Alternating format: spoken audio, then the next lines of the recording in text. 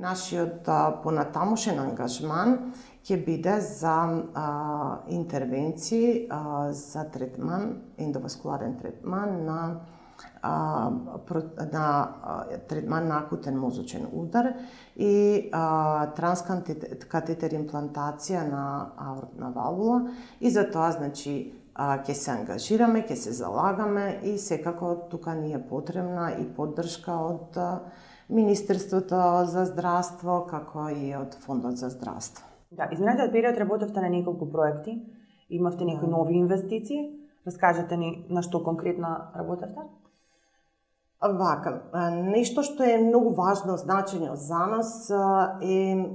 дека сме дел од грантовиот проект на швајцарската амбасада за регионален, значи рамномерен регионален развој на југозападниот регион, заедно со Министерството за локална самоуправа и во делот на енергетска ефикасност, односно реконструкција на фасада и кров, дигитализација на процесот на работата на болницата и опрема, медицинска опрема, односно ехо апарат.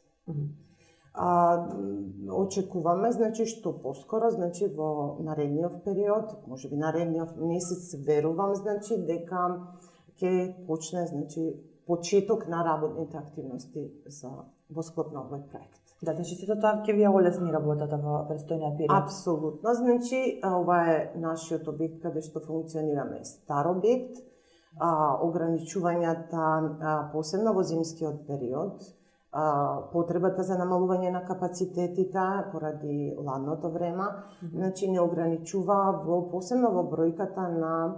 пациенти кои што се корисници за кардиорехабилитација во нашата установа, така да сега секако условите ќе се подобрат за сместување на овие пациенти и можноста да 12 месеци во годината со полн капацитет работиме во интерес на нашите пациенти.